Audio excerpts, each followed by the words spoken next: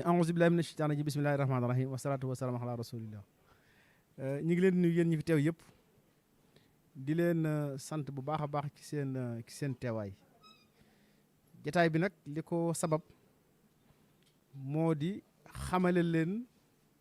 ak kuréel gi nga xam ne moom la sëriñ bi teg ngir jàppale comité d'organisation bi ci tawat yi nga xamante ne bii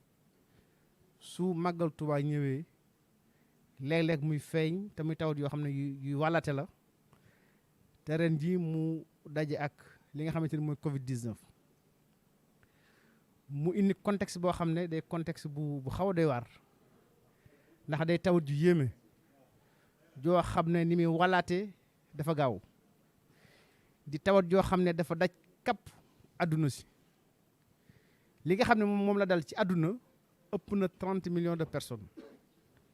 li nga xam ne moom la faat ci àdduna jege na 1 million de personnes. kon loolu bu fekkente ne bi amuñ ci benn saafara boo xam ne garab lay doon lu dul moytu kon foog naa ne moytu boobee kat dañoo war a jël ay borom xam-xam yoo xam ne xereñ nañ ci ñu wan nit ñi ci wan yoon ak ban naka lañu war a nekke ba sunu borom musal leen ci ginnaaw boo xam ne suñu kilifa yu baax yi ñaan nañ ba noppi. loolu moo tax bi nga xamee ne Serigne Touba Cheikh Mouhamadou Mountakha jox na ki nga xam ne moo di président comité d'organisation bi di Serigne Bassirou ndigal ne ko na nga dajale comité d'organisation bi ñu tàmbalee waajal màggal gi te màggale ko Touba gannaaw bi ndigal loolu mu béral ko ci Sénégal gépp. kon nag bañ demee gi sëriñ ba lam ñu waxoon rek lay waxaat fii dafa am loo xam ne sunu diggante la ak nit ñi dafa am loo xam ne sunu responsabilité la responsabilité boobu nag dañ koy assumer ba mu mat sëkk moo sabab taxawaay bi nga xamante ne bii comité war na koo taxaw da koy taxaw ci wetu taalibe yi taxaw ko ci wetu soppe yi taxaw ko ci wetu xarit yi taxaw ko ci wetu réew mépp ngir ànd ak ñoom ngir xeex jàngoro ji ba nga xam ne màggal gi au lieu que jàngoro ji sax di far nekk menace day nekk occasion boo xam ne dañ ci profité xeexaale ko ba far ko génn réew mi te loolu mën naa nekk ndax képp koo xam ne gis nga fan yii jéego yi nga xam ne seq nañ ko ci njiital sëriñ bi ginnaaw boo xamee ne def na ci mbas mi loo xamante ne bii kenn defu ko ci kenn ku ne gis na mbas mi li nga xam ne noonu lay wàññi ko ci biir réew mi te bu ñu wéyee am taxawaay bii nga xam ne moom lañu am tey jii yàlla mën nañu suturaal ba ba ñu àgg ci màggal ga mbas mi dana gën a wàññeeku danañu màggal ci jàmm te ba màggal gi jàllee incha allah rabbi kenn du dégg dara ba mbas mi jeex takk ci Sénégal gépp. loolu moo tax kuréel gi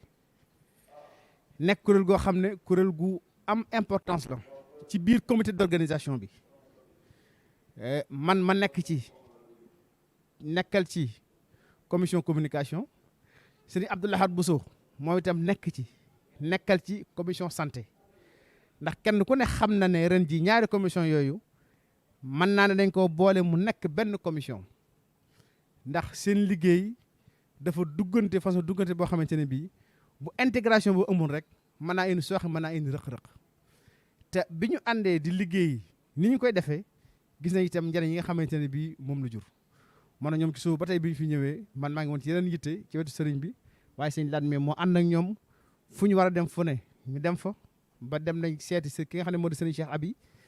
mi nga xam ne mooy président de la commission santé sëriñ Ousmane bu ñu jógee fii moom itam danañ fa dem fu ñu fa dem fu ne danañ leen leeral li nga xamante ne bii tàmbal nañ ko liggéey li loolu nag mooy li nga xam ne moom lañ bëgg a gaaral journalistes yi kuréel bi professeur Lamine Gueye mii moo ko jiite après moom lay bàyyi mu présenté yeneen membres yi nga xam ne ñoom la ko seqal waaye moom itam muy lépp sëriñ bi di ab taalibeem di ab doctoram di suñu docteur ñun ñëpp sëriñ bi am ci moom kóolute doyloo ko waaye surtout am ci moom yaakaar ba bi ñu yëkkatee lii xelam dem ci moom mu jël ko teg ko ci seen kanam te man de jonjoo bi ñuy jonjoo ci mbir mi fan yi rek xam naa la tax sëriñ bi jiital ko te loolu gën naa tax ma rafet njort ci de li nga xam ne moom la ñu bëgg bu ñu yàlla dimbalee sunu borom danañu ko may ci dooley Serigne Touba. kon encore une fois Serigne Lamine yaag mbooleem ñi nga àndal ci turu Cheikh Mouhamadou Mountakha ci turu Serigne Bassirou ñu ngi leen di doole sant cant goo xam ne cant gu rëy rëy la ci nangu gi ngeen nangu ñëw dugg si ki sunu biir ànd ak ñun liggéey bi ngi liggéeyal Serigne Touba. parce que lii dafay vision li muy vision moo tax bu ngeen gisee sax ni ñu tëggee kuréel gi moom dana ci ñëwaat baatu Covid 19 sax nekku ci kuréel la goo xam ne dañ ko teg parce que yéene pérenniser ndax wax nañu ne choléra amoon na fi Ebola amoon na fi Covid 19 moo fi nekk tey mais ëllëg xamuñu ban njàngoon moo fi ñëw te comme ñun dañuy liggéey ci di anticiper ci li nga xamante ne bii ñëwagut moo tax nag ñu tuddee ko maladie épidémiologique nga xam ne ñoom même bu liy jeexee Covid 19 bi jeex dañuy continuer seen liggéey continuer seen i gëstu ba ëllëg ak si biir dara du leen bett ndax aussi ñun boobu taxawaay mooy suñu responsabilité ci wetu taalibe yi moo tax aussi sëñ bi tudde ko kuréel fekk ak fagaru ci ndimbalu Serigne Touba. kon sëñ Lamine dama lay jox kàddu gi waaye di réitérer vraiment remerciement yooyu ci yow ak équipe bi nga àndal bépp ak sunu yaakaar yi nga xam ne am nañ ko ci yéen di leen ñaanal yàlla ngeen réussir seen mission ni nga xamante ne bii vraiment noonu la ko sëñ bi séentoo ba lépp lu ngeen ci séenu rek ngeen daje ci ak moom. sëñ Abo aussi mi ngi fi ci turu commission communication ànd ak ñoom Pape Sène laa leen booleel ngir muy coordonner presse bi donc ñoom ñëpp ñu ngi fi kële mooy Amadou Gueye Ndiaye moom itam donc en tout cas ngeen xam ne toutes les ressources du comité d'organisation sont à votre disposition ngir lépp loo xam ne war ngeen ko liggéey incha allah rabbi dina jàppandi ci yéen ñu ngi leen sant leen gërëm jërëjëf.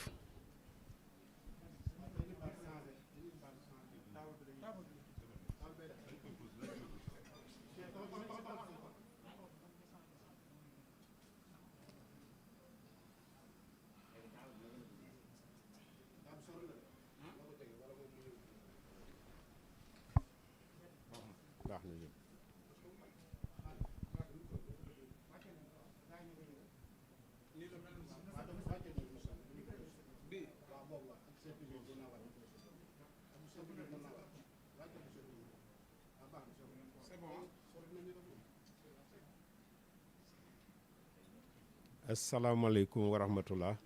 bismillahi rahmani rahim jërëjëf monsieur le président de la coordination communication Serigne Cheikh Abdou Lahad Mbacké Gaynde Fatma ci bi nga jëlee ci sa temps bu précieux bi pour ñëw ubbi conférence de presse bi ba pare it ñaanal ñu junj bu baax it li waral unité d'alerte et de prévention épidémiologique bi Serigne Mountakha Mbacké xalif général des Mourides taxawal ko ñoo ngi lay sant di la gërëm ci taxawaay bi ci ñaan yi di la ñaan aussi nga jottali suñu nuyoo ak suñuy sàkku ñaan xalif général des Mourides mais aussi ñu koy sant ci occasion bii mu ñu jox ñu mën a dugal suñu loxo ci bis bu teddu Serigne Touba bi ci loolu yaa ngi ñuy gërëm wante nag ñun ñoo leen war a gërëm parce que am chance liggéeyal Serigne Touba ki koy liggéeyal moo war a gërëm ka ko jox opportunité mu liggéey ci. ñoo ngi aussi sant di gërëm le président du comité d'organisation Serigne Bassirou nga xam ne dès les premiers jours bi xalif bi joxe ndigal li recevoir nañu ñaax nañu wante it ñaanal nañu dalal suñu xel bu baax ci liggéey bu mag bii nga xam ne considéré wuñ ko comme ab yen bu diis parce que kuy liggéeyal suñ Touba foog naa yen bu diis amul ci yow waaye nag on est conscient ci importance su liggéey bi pour le Sénégal pour la communauté ñoo lay sant di la gërëm di sant di gërëm président commission santé ziar nañ ko léegi ci moom itam lim ñu ñaanal gën ñoo ñaax ci liggéey bi jox nañu ay conseil jox nañu ay tegtal yu ñuy amal njëriñ di sant waa commission santé communication bi ñuy jàppale yépp parce que joxe ngeen ndigal pour ñu liggéey ak ñooñu te unité bi loolu la c'est une unité qui appartient au comité d'organisation maanaam ci comité d'organisation bi la bokk te lépp lu ñuy def diisoo nañ ko ak commission yi nekk ci biir comité d'organisation bi unité bi ni mu composé sëriñ bi wax na ko léegi mooy d'abord représentant commission communication ak commission santé d'ailleurs ci ñooñu la ñuy sukkandiku ñun pour mën a doxal plan d'action bii nga xam ne dinañ leen ko présenter léegi moo tax sëriñ Abdoulaat présent na pour représenter comité d'organisation bi waaye présent na parce que ci commission communication bi moom moo ko jiite comité bi aussi unité bi depuis ñu taxawal ko dañuy jokkoo ak moom defuñu lu ko te taxawaayam rëy na trop ci unité bi ñoo ngi am aussi présence su représentant président santé bi di Serigne Abdoulaye Bousso moom itam ñu ngi koy sant di ko gërëm mi ngi ci suñu échange yi di contribuer lu am solo à part ñaari membre yooyu man la yàlla def ci décision xalif général des Mourides ma coordonné ko sëñ Abdoulaye wax na léegi li tax sëriñ bi dénkuñu loolu ñoo ngi sàkkuwaat ñaan ci moom wax na ko du ma ci revenir man professeur Lamine Gueye médecin la di professeur titulaire de physiologie nekkoon faculté de médecine Dakar jóge fa def tos faculté de médecine Saint-Louis yàlla def président de la République am confiance ci ñun ci waxtaanam ak ministre de l'enseignement supérieur à l'époque ñu def ma recteur de l'université Gaston Berger ma jóge fa yàlla def ñu indi ma ci université Bambey bii ma koy diriger moo tax yéen waa presse bi ñu ci bëri xamante nañu ñun parce que yàgg nañoo liggéey gis liggéey bi ñu doon def ci màggal gi it bi ñu defee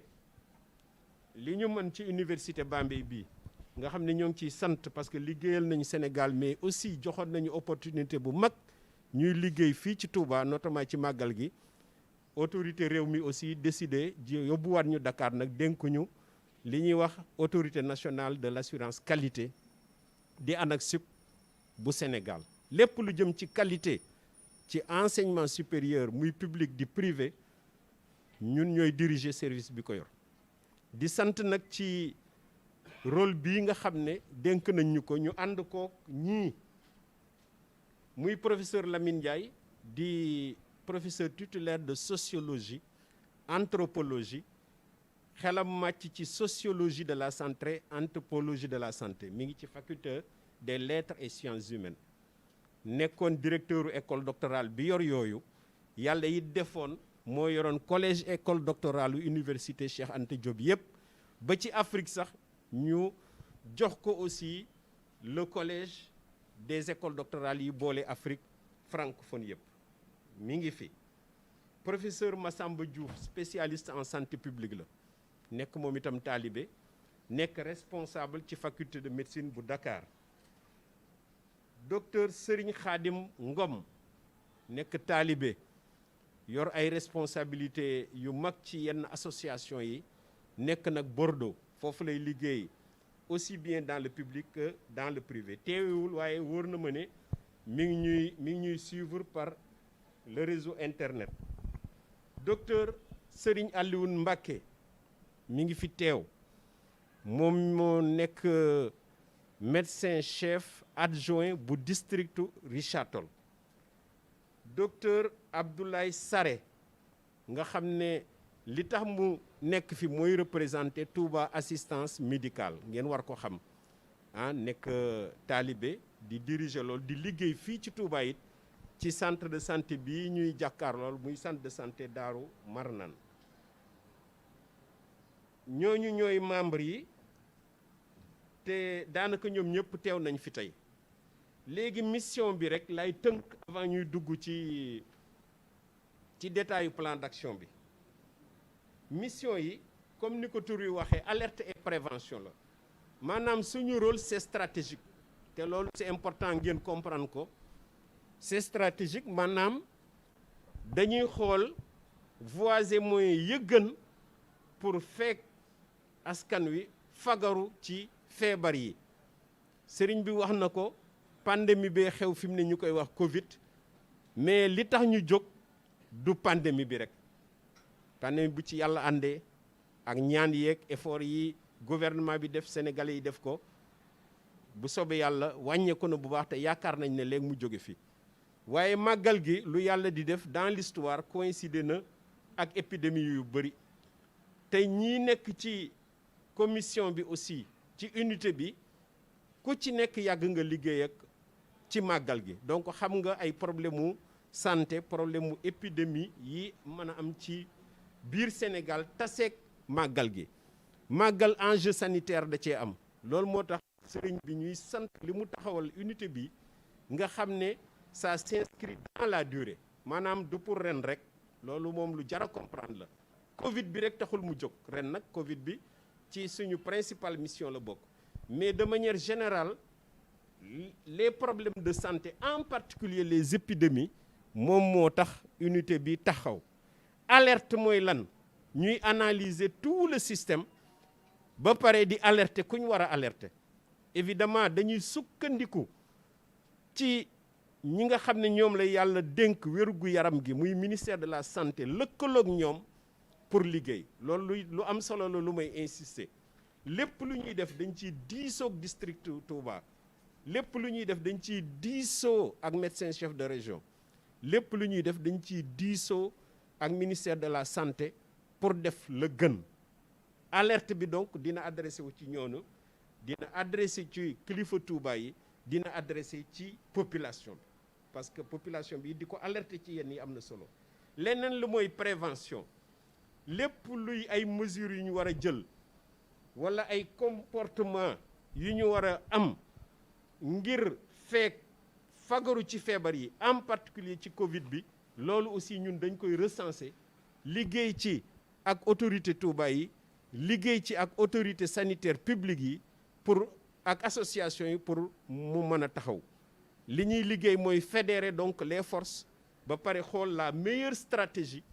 pour aar képp kuy màggal si ak ñooñu ñu fiy fekk bu ñu màggal see voilà sëñ bi loolu laa ci bëggoon a wax comme en introduction muy composition bi di mission yi léegi nag ñu bàyyee kàddu gi professeur Massamba Diouf mu dugg ci détail plan d'action bi moom itam de manière synthétique la ko bëgg a def jërëjëf ñoo ngi woo nag un appel à la presse parce que kuy wax alerte prévention xam ngeen yéen ne la principale composante communication sensibilisation la donc ñoo ngi leen di woo pour ngeen gën a liggéey ak ñun ni ngeen di nekk ci biir commission communication pour que liggéey bi egg ak jàmm ba ñu passé màggal geeg jàmm jërëjëf.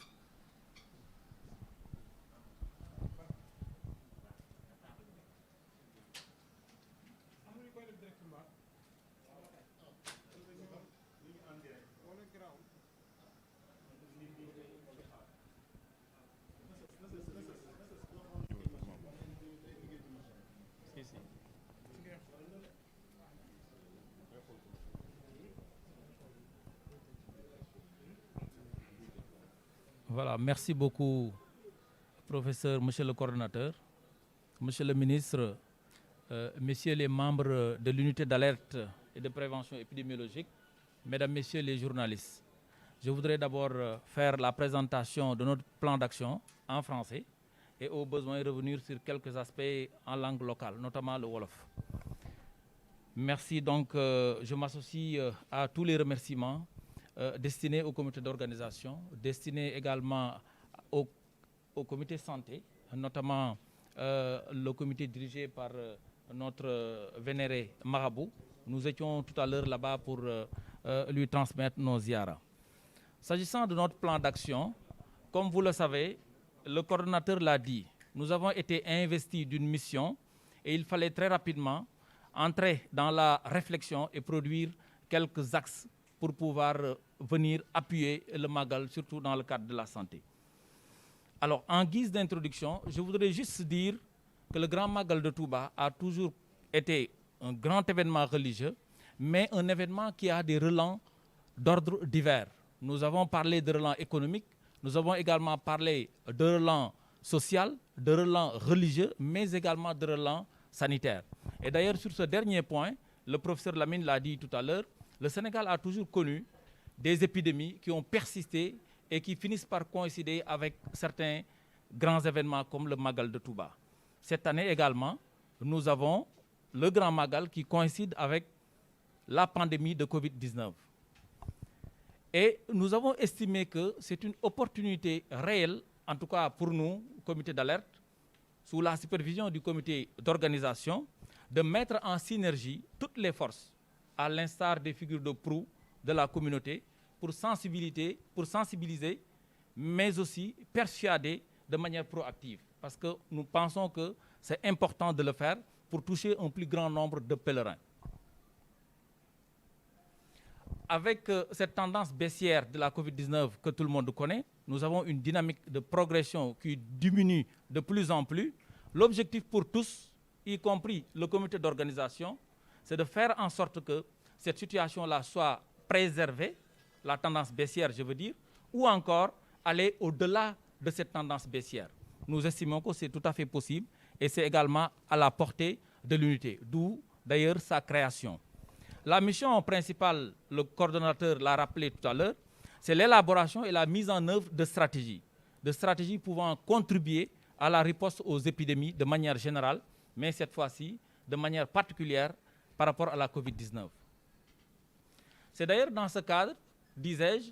que nous avons entré en réflexion et produit un plan d'action articulé essentiellement autour de 7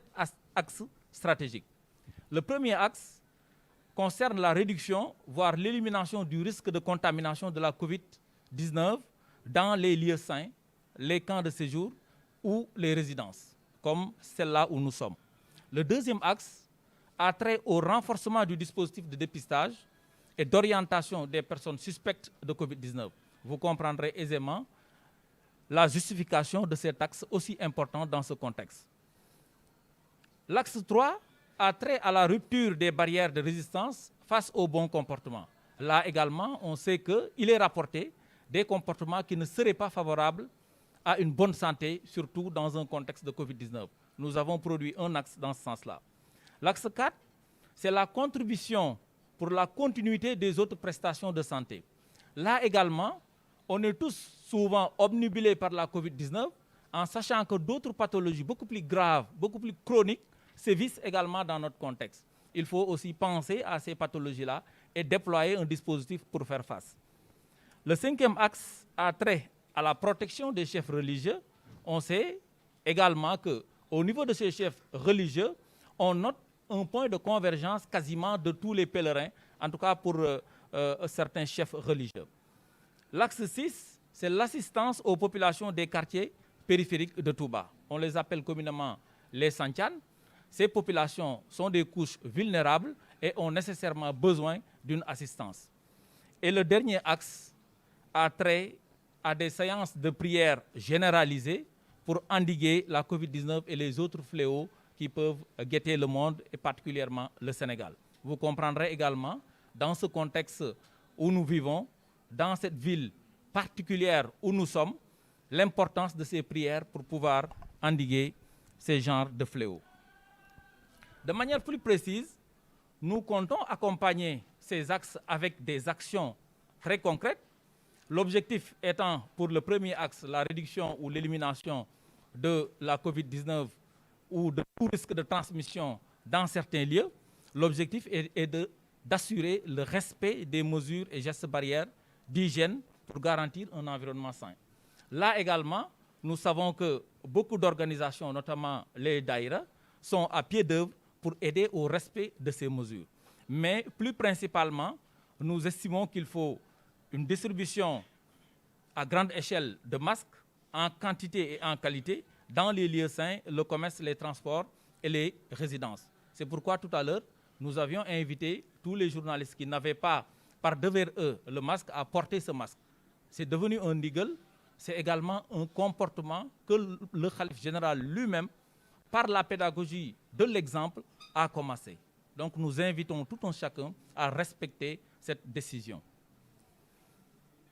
Il faut également, entre autres actions, mettre en place des cabines ou portiques de désinfection pour les visiteurs. Là également, comme il s'agit de lieux sains, il y a des lieux sains, certes, qui sont fermés, mais d'autres sont encore ouverts et il faudrait nécessairement qu'on ait ce genre de dispositif pour assurer le respect de certaines règles barrières. La mise en place de poubelles, là également, nous sommes entièrement rassurés. Après avoir visité la grande mosquée, après avoir passé à côté, on a vu évidemment que ces sacs à poubelles étaient disponibles dans des poubelles pour pouvoir recueillir les ordures et les traiter de la meilleure des manières.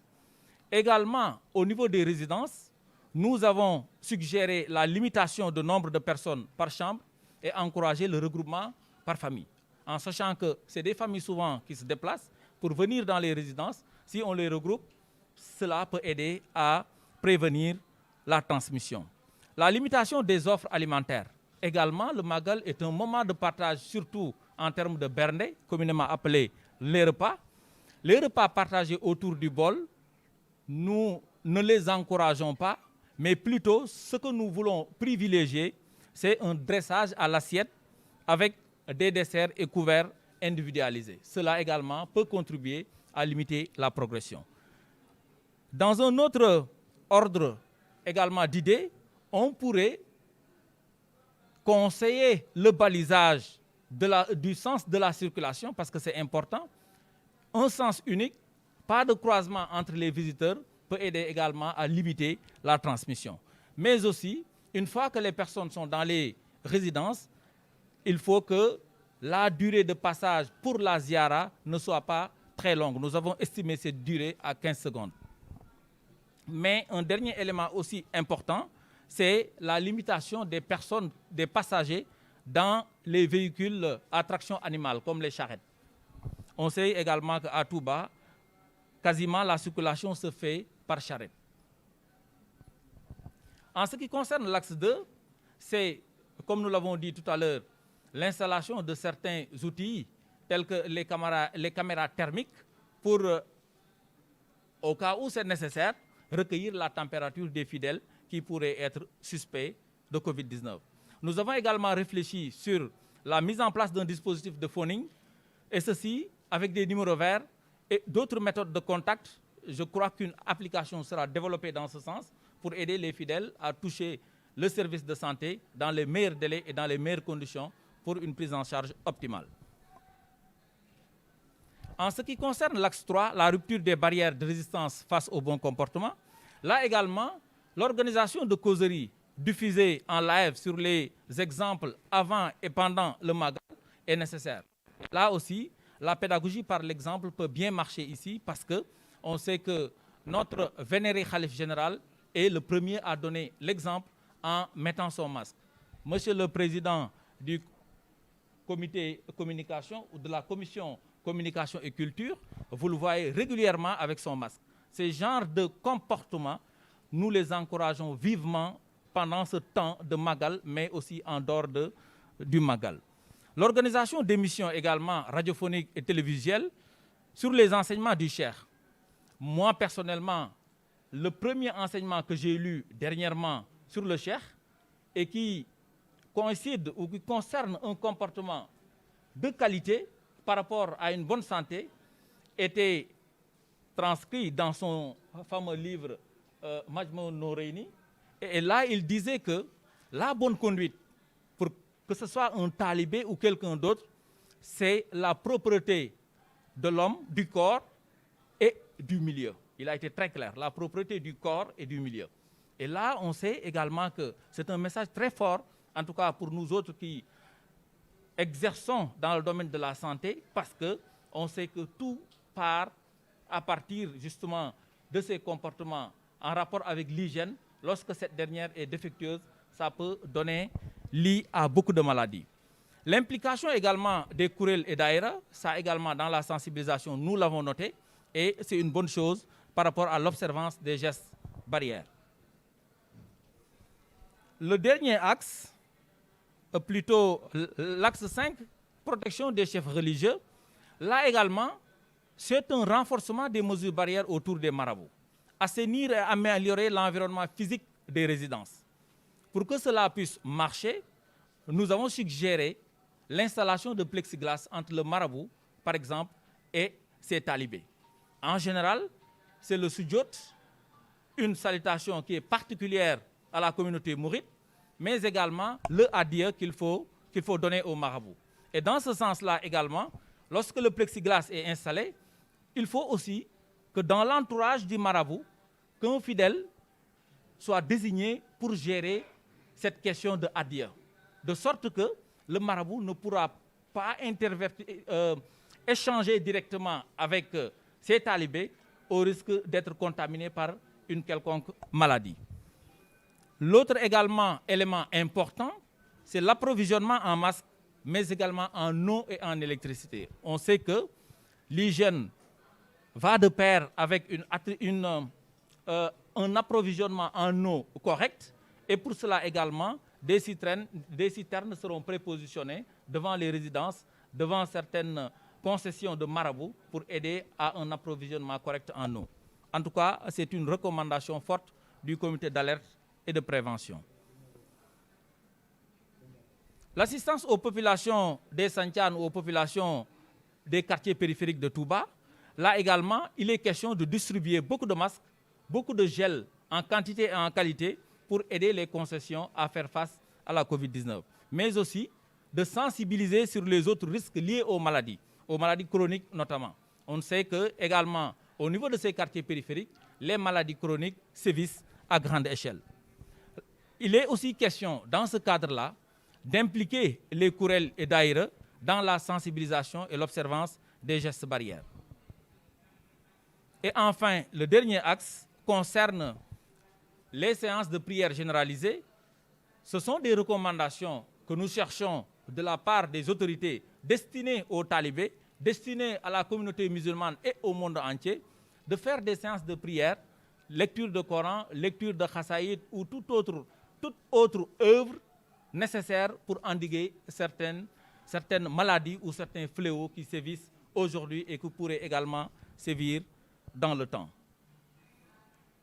Voilà, nous avons également pensé définir certaines responsabilités. Pour chaque axe, il y a des responsables qui sont désignés. Par exemple, pour tout ce qui est protection ou élimination ou limitation du risque de transmission de la maladie dans les lieux saints,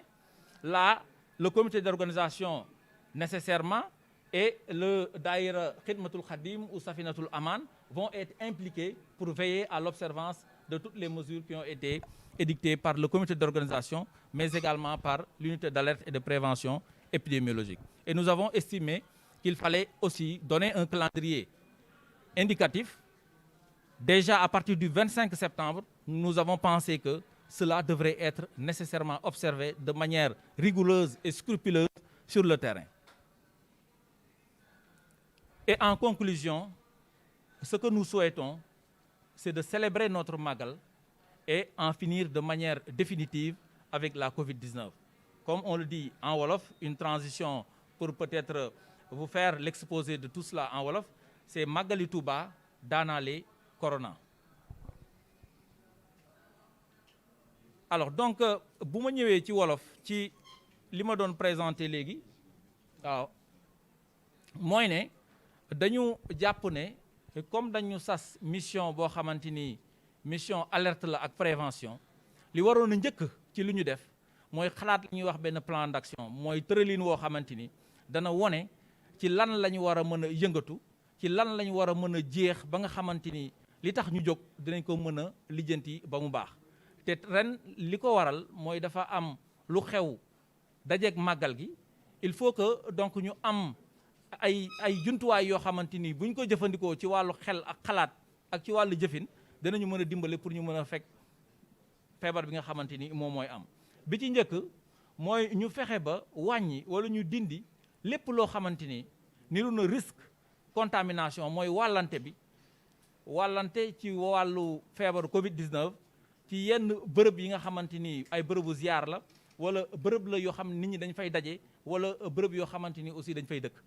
beneen bi ci topp mooy nu ñuy def ba dooleel dispositif bi nga xamante ni moo fi am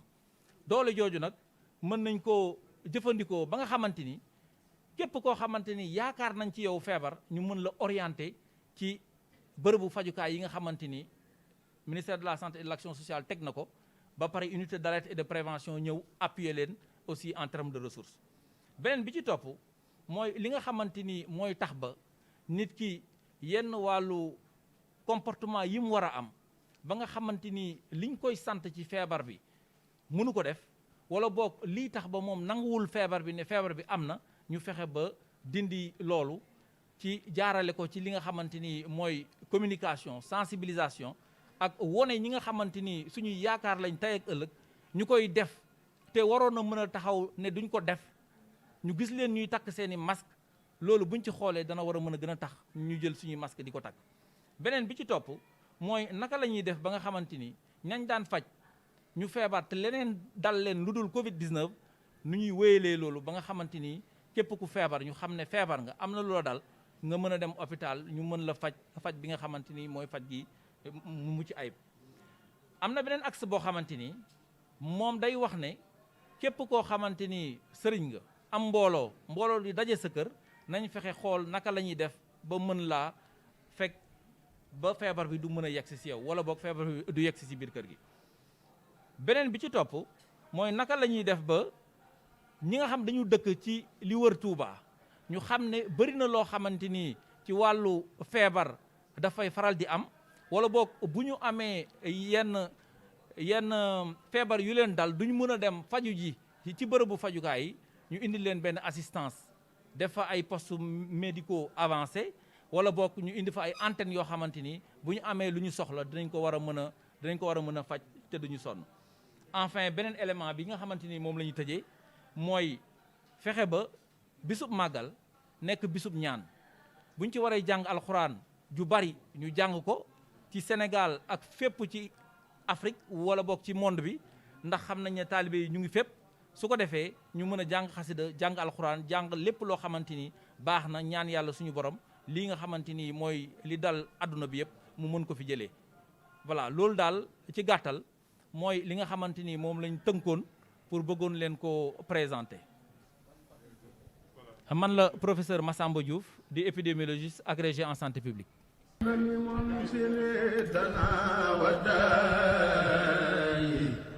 ومنزل الشفاء والدواء حمدا لمنزل الدنا والداء ومنزل الشفاء والدواء من أمر العباد بالدعاء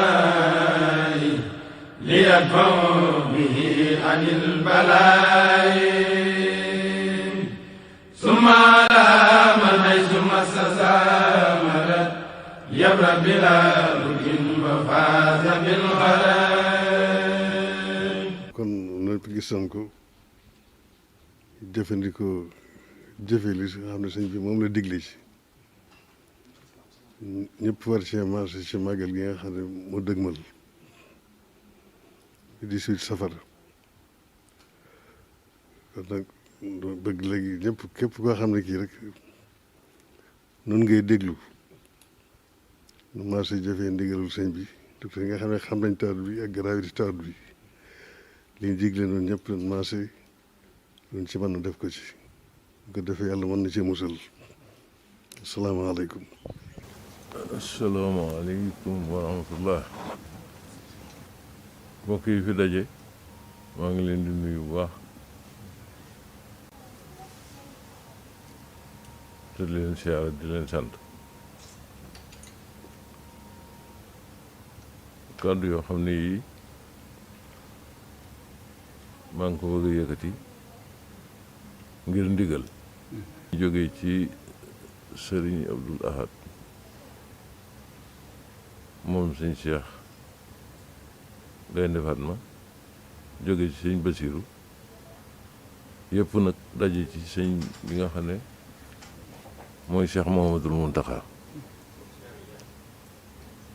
moo tax may sànni kàddu yi moo taxit ma ñeme ko bëgg gi moom def naa ko bu yàgg waaye ñeme gee wax nag bi sëñ bi waxee laa ko ñeme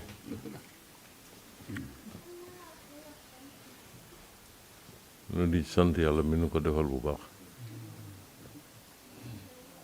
kàddu yi nag li ko yokk mooy bis bu mag bi nga xam ne mu ngi ñëw di màggalu Tuuba te li nga xam ne moom la sëñ bi wax ñëpp dégg nañ ko li nga xam ne moom la ci defit ñëpp gis nañ ko sëñ Muntaxa di koo xam ne lu mu digle njariñ la lu boroom xam-xam digle it bu ca àndee njariñ la sëñ bi dafa bëgg ñëpp màggal si waaye dafa bëgg kuy ñëw nag nga ànd ak yar ak teggin ak li nga xam ne noonu lañ ko bëggee nga defe ko noonu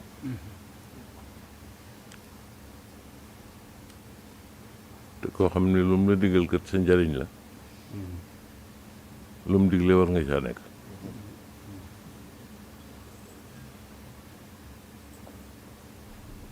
te moo ne ak a yomb fab amoor sa def sa kanam rek ak raxasu wax dëgg nit wut na lu wax ba tey ci lu gën a jafe loolu kon nag ñun ñëpp nañ maase ci def ni ko sëñ bi bëggee rek te xam ne suñu njëriñ dong la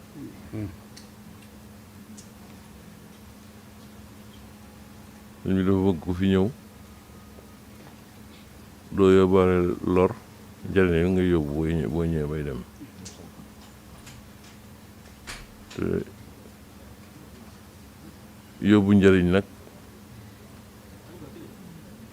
mooy def niñ ko diglee dañ ko doxalee noonu loolu mu ngi jëm ci màggal gi di leen wax ne itam ñi nga xam ne dañuy ñëw di màggal si di dal si fii ci kër sëñ bi nga xam ne maa fi féete kër sëñ Muntaxa mi nga xam ne këram gii maa fi nekk ñuy dal si ci man nañ sàmmoonte bu baax ak li sëñ bi bëgg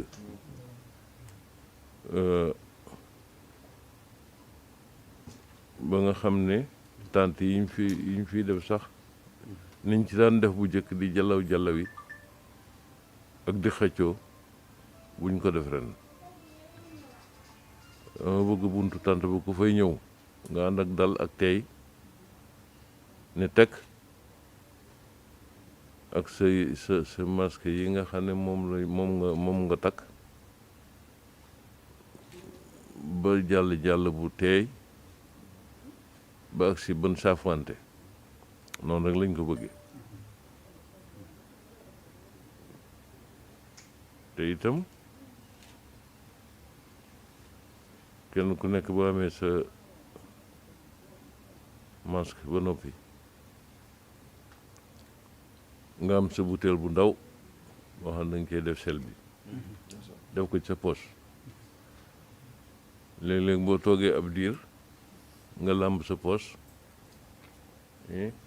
pompe ci def ci sa loxo raay moo ne looloo ko civilisé làmb sa poche walla nga làmb sa saak génne sa butéel def ci sa loxo raayal civilisé na de dafa civilisé loolu sax ci mbooloo loolu nañ ko ci bàyyi xel. ndax ndigal la lu bàyyi ko ci Serigne Touba Serigne Mountakha jaar ci mboolem koo xam ne mbooloo ngi ci sa ginnaaw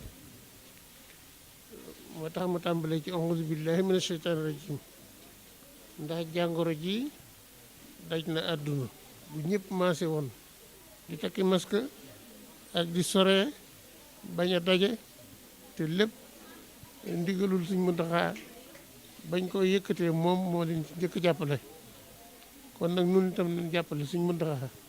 ci màggal gi nga xam ne moo gën a rëy ci màggal gi mooy suñu bis bi gën a rëy itam muy bisub Serigne Touba bi di ñëw kuy ñëw rek na nga fàggu masque yu bari maag sama bokk yooyu daal noo ngi digal sunu njaboot rawatina jëwriñ yi mag yi képp koo xam ne may sa wasila noo ngi lay digal booy ñëw na nga sàmmonte ak ndigal yi Serigne Mountakha yi jërë ngeen jëf. asalaamaaleykum wa rahmatulahi taala wa barakaatu. yéen bokk jullit yi yéen bokk taalibe yi njabootu Sëriñ Tuubaa njabootu Maam Cheikh Ibra Fall. Sëriñ Mountakha li mu digle mooy dafa bëgg màggal Sëriñ Tuubaa gii ni ñëw nu waajal ko bu nu màggal si na fas yéene ñëw te indaale li ñuy wax masque yi ak saabu yi ak sel yi sàmmonteeg moom baax ku ñëw na ko indaale ñu ñëw noonu nañu fekk sëñ baa ngi koy digal nag fu jullit ne mbaa murit ne fa mbaa soppee ne fa bu yaakaar Sëriñ Tuubaa te war ñu ci magal gi. lii mu yónnee nag ci kër Cheikh Ibra Fall day bañ ndax faaw mu daj ñëpp. ndax faaw mu daj ñëpp. kilifa yoon wi. ñëpp dinañ def ni Serigne Cheikh Jëmb Fall mi def. ndax Serigne Touba da koo def. deflu ko. kon ci turu jëwriñu Cheikh Ibra Fall ji. di Cheikh Ibrahima Fall Serigne Cheikh Jëmb. jaar ci jëwriñam ji. muy joxe baatum ndigal boobu yi nga xam ni. jëwriñam joojee di kàddoom di léppam. di Cheikh Bassirou Mbacké. moom Cheikh Abdou Khadir. wax na ko ba ñëpp dégg ko. mu leer nañ. mu def nag ñu gis. mu def nag ñu gis. dollil ñu ca nag. mu bëgg kuy ñëw ci bisu Serigne Touba bi. na ko ñëpp waajal. na ko ñëpp waajal. kenn ku nekk. melokaan woowu nga xam ni. lislaam nangu na ko. lislaam nangu na ko de. ñooñ lislaam nangul nan ko. ñooñ lislaam nangul nan ko. mooy lislaam nangu na. bu jàngoro dajee am réew. bu jàngoro dajee am réew. na ñëpp maase. na ñëpp maase. ci di ko fagaru. ci di ko fagaru. yéen bokki juddit yi yéen bokki dëkkandoo yi rawatina ñu aju ci sëñ Ibra Faty. lii ngeen xam ngeen ko muy wopp ji li nga xam ne sëriñ bi digle na ko ci muy sëñ Mountakha nu def ko ñu bëgg nag noonu mu ko defee te santaanee ko ni képp ko aju ci sëñ Ibra Faty wala nga aju ci Daaru Muxti na nga sax ca loolu na ngeen yor masque yi na ngeen di raxasoo sel bi na ngeen di wattandikonte te loolu lépp njariñul sunu njariñul taalibe yi te it gis ngeen bi mu ko daataan digal da koo jëfe moom ci boppam nit nag boo gisee mu digal la jëfe ko na nga xam ne sa njariñul bopp su fekkee dañu koo digal te bañ koo jëfe waaw kay bu ko regee nga ne njariñ ma nga ca waaye amu ci benn njariñ suñu njariñ rek la bëgg. kon sëriñ baa ngi jotali kàddu yooyu. takk masque. raxasu. ci saabu ba set wicc. yor ndox mu ñuy wax sel baa. yor ndox moomu ñuy wax sel baa. moom daal li ñu bëgg a wax xam ngeen ko. waaw daal li ñu bëgg a wax xam ngeen ko mooy lii rek. waaw li mu ci jublu wax mooy kii. li sëñ bi jund. lépp. mokkal nañ ko biñ ko laataa wax. mbokki taalibe yi mbokki jullit yi mboolem ñi dëkke Touba ak ci biir réew mi fu ñu fi mën a nekk maa ngi leen di nuyu ci turu Serigne Moustapha moom Serigne Massamba mu deen xamal ne ndigal loolu Serigne bi joxe ci màggal gi dafa bëgg kenn ku nekk ci yéen mu respecté ko jàpp ko nam ko war a jàppe fonk ko bu ko fonkee ba noppi mu di ko jëfandikoo muy jëfandikoo ndigal loolu ndigal la mooy distance yi ñu di ko soreel di ko wattandi kemtaraay luñ ca man ba bisu màggal gee tam ñu di ko bàyyi xel bu baax di takk masque yi képp koo xam ne njaboot sëriñ Massamba Mbàkke nga ak foo mën a nekk ci réew mi wala ci bitim réew booy ñëw na ngeen fexe ba dajale masque yooyu yénnee si ko moom mu joxal leen ko sëñ Muntaxa te yow it booy ñëw nga jëfandikoo ko te koo am ci xarit mbaa ci mbokk mooy àndal nga jox ko mu jëfandikoo ko ndax loolu mooy ndigalu sëriñ bi te loolu mooy li am solo fa tabaarakallaahu. asalaamu aleykum wa rahmatullahi wa barakaatu. maa ngi nuyu bokki taalibe yi yëpp taalibe yi murid yëpp di nuyu jullit yëpp man sëriñ Sidi Dieng moom sëriñ Naar Dieng taalibe sëriñ Naar Dieng. sëriñ Muntaxa dafa joxe ndigal képp ku di taalibe tey màggal si na nga takk masque te fonk ko kon bépp taalibe bu màggal si na nga wut masque nga takk ko kër kilifa yi kilifa gune saabu laa ko tàmbalee na nga fa te barigo bu ànd ak robinet ak saabu taalibe bu dikk bu ne bala ngaa siyaare si sëriñ na nga raxasu ba set foo dalaat na nga raxasuwaat ak saabu rawatina nag sëriñ bi joxe ndigalul nañu ko def ngir sàmmonteeg suñu wér-gu-yaram